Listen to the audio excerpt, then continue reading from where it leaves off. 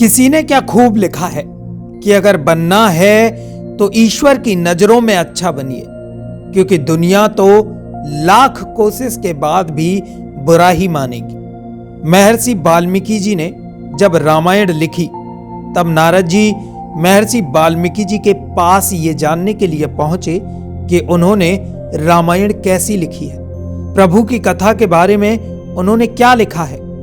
तो महर्षि वाल्मीकि जी ने नारद जी को रामायण पढ़कर सुनाना शुरू किया। जब रामायण पूरी हुई तो नारद जी के जो भाव थे वो ज्यादा खुश वाले नहीं थे।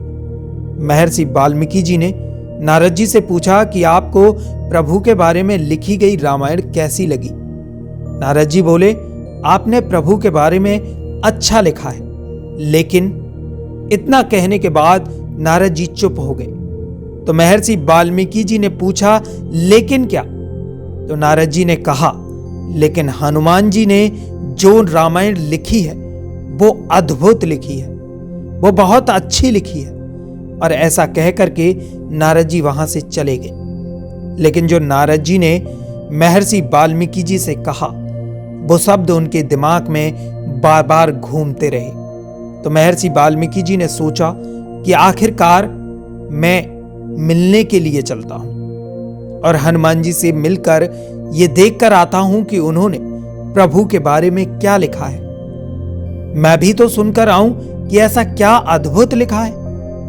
लंका पर विजय प्राप्त करने के बाद प्रभु श्री राम अयोध्या में थे और हनुमान जी सेवा करने के बाद कुछ समय के लिए आज्ञा लेकर कैलाश पर्वत पर रहने लगे थे और वहां भगवान शिव की आराधना करने लगे।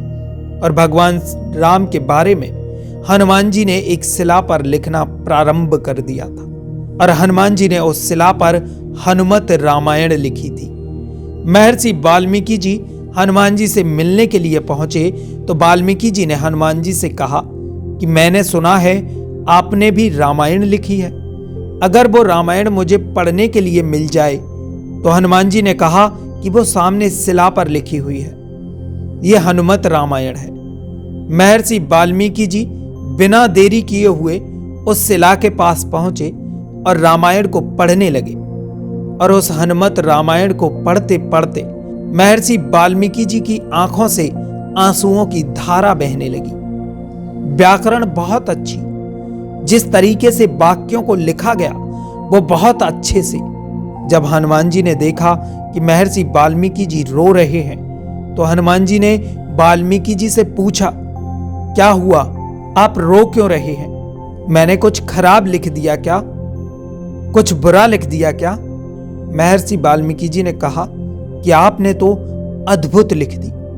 मेरे रोने का कारण यह है कि जो मैंने लिखी है अब दुनिया उसे क्यों पढ़ेगी, क्योंकि आपने तो अद्भुत लिख दी है। और ऐसा बोल करके महर्षि वाल्मीकि जी जोर जोर से रोने लगे। हनुमान जी ने कहा, बस इतनी सी बात, आप चिंता ना करिए।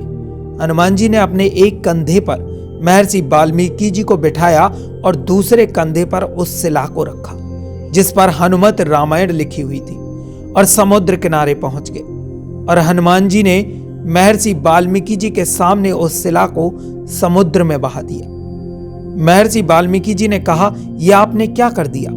हनुमान जी ने कहा, आपके लिए रामायण बहुत आवश्यक है जो आपने लिखी है, उससे आपको दुनिया जानेगी कि महर्षि वाल्मीकि थे। लेकिन मेरे लिए प्रभु का नाम बहुत आवश्यक है। आप रामायण की चिंता कीजिए, मैं प्रभु की चिंता करता हूं। उस समय महर्षि वाल्मीकि जी को समझ में आया कि राम से बड़ा राम का नाम।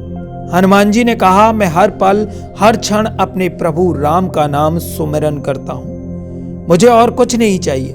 मेरे लिए मेरे प्रभु श्री राम आवश्यक हैं, उन्हें मैं याद रखूं, इसलिए तो मैंने रामायण लिखी।